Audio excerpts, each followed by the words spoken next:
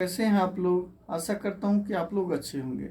दोस्तों, आज मैं पुनः आपको हड़प्पा सभ्यता के वाणिज्य और व्यापार से संबंधित कुछ जानकारी देने जा रहे हैं। कल हम आपको जो है सो शिल्प उद्योग के बारे में बताए थे, हैंडीक्राफ्ट के बारे। उसके बाद आज हम व्यापार और वाणिज्य के बारे में बताने जा रहे हैं। हड़प्पा सभ्यता का व्यापारिक संबंध अफगानिस्तान, ईरान, मध्य एशिया, मेसोपोटामिया एवं भारत के विभिन्न राज्यों के साथ था। हड़प्पा सभ्यता का व्यापारिक संबंध किससे था? अफगानिस्तान, ईरान, मध्य एशिया, मेसोपोटामिया एवं भारत के विभिन्न राज्यों के साथ था।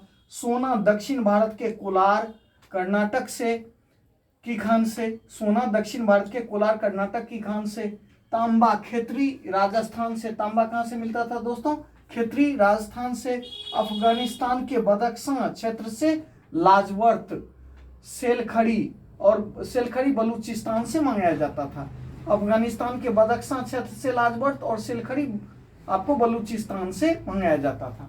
मेसोपोटामिया के लेख दिलमुन, बहरीन द्वीप, दिलमुन मतलब बहरीन द्वीप, मगान तथा मेलुहा संभवतः हड़प्पा क्षेत्र के लिए प्रयुक्त शब्द था। यानी कि दिलमुन, मगान और मेलुहा ये हड़प्पा के लिए प्रयुक्त शब्द था।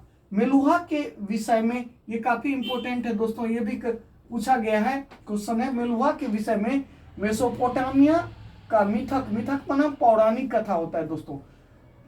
मिथक है तुम्हारा पक्षी हाजी पक्षी है जिसकी आवाज राजप्रसाद में सुनाई दी जाती है।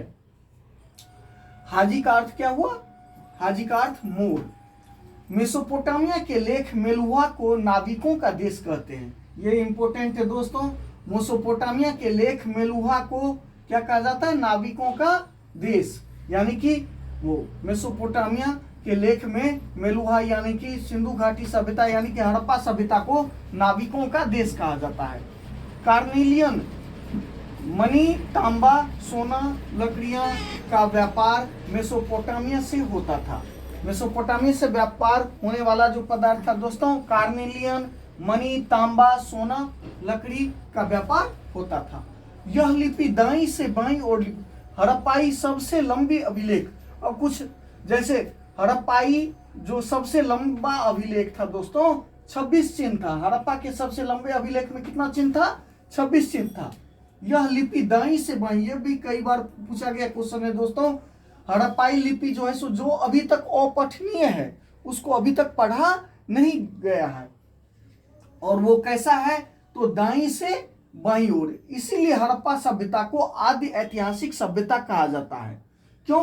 क्योंकि उसका कोई लिखित साक्ष्य प्रमाण नहीं है। हम लोग पुरातत्व के आधार पे ही उसकी व्याख्या करते हैं, इतिहासकार लोग व्याख्या किए हैं। तो हड़प्पा की जो लिपि थी वो कैसे लिखी जाती थी दोस्तों? दाईं से बाईं ओर लिखी जाती थी।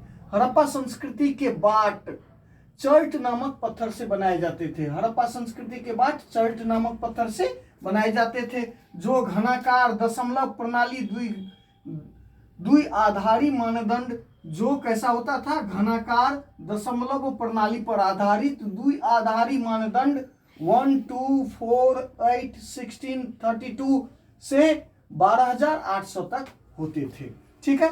और कुछ हम एक्स्ट्रा तथ्य जैसे आपको बता रहे हैं दोस्तों, व्यापार वाणिज्य से संबंधित इतर खेतरी राजस्थान क्षेत्र को गणेश्वर जोधपुरा संस्कृति के नाम से जाना जाता है। खेतरी और राजस्थान के क्षेत्र को खेतरी कहा दोस्तों। और राजस्थान में, राजस्थान का जो खेतरी का क्षेत्र है वो गणेश्वर जोधपुरा संस्कृति के नाम से जाना जाता है। धौलावीरा, धौलावीरा कहाँ है दोस्तों? गुजरात में। धौलावीरा से खगोलीय वेधशाला, धौलावीरा से खगोलीय वेधशाला के प्रमाण भी मिले हैं। हड़प्पा के मूरों पर एक श्रृंगी यानी कि एक सिंग वाला, एक श्रृंगी मतलब एक सिंग वाला, वह योगी की मुद्रा में बैठा जानवरों से घिरा आदि शिव की संज्ञा दी गई है। हड़प्पा के मूरों पर आदि शिव और एक श्रृंगी का जो है सो चित्र मिलता है। शंक्वाकार पत्थर को लिंग के रूप में वर्गीकृत किया गया है। समन, समन किसे कहा जाता था दोस्तों? तो समन वे पुरुष व महिलाएं होती थी जो जादुई शक्ति से दूसरी दुनिया से संपर्क कर इलाज करती थी। अवतल चकिया हड़प्पा एवं मोहनजोदड़ो से मिला है दोस्तों। अब देखिए, ये हड़प्पा क्षेत्र में जो व्यापार होता था, उस व्यापार में कच्चा माल हमारे देश के अलग अलग क्षेत्रों से मंगाया जाता था। साथ साथ हमारे देश के अलावा दूसरे देश से भी कुछ जो है सो व्यापारिक वस्तुएं कच्चा माल के रूप में मंगाया जाता था हमारे देश से। जैसे आपको खेतरी राजस्थान में है, खेतरी जो तांबा के लिए विश्व प्रसिद्ध क्षेत्र है दोस्तों, तो खेतरी से आपको तांबा मंगाया जाता था। जब दक्षिण भारत से कोलार, दक्षिण भारत में कोलार का खान है। कर्नाटक से क्या मंगाया जाता था, तो कर्नाटक कोलार से आपको सोना मंगाया जाता था। झारखंड से टीन मंगाया जाता था। उसके बाद आपको चांदी ईरान अफगानिस्तान से मंगाया जाता था। सोना अफगानिस्तान, फारस और दक्षिण भारत से मंगाया जाता था। तांबा खेतरी राजस्थान बताएं, ओमान से भी मंगाया जाता था। ओमान और बलूचिस्तान से भी तांबा मंगाया जाता था। टीन अफगानिस्तान, ईरान, झारखंड से मंगाया जाता था। लाजवर्त मेसोपोटामिया से। सीसा ईरान, अफगानिस्तान और राजस्थान से।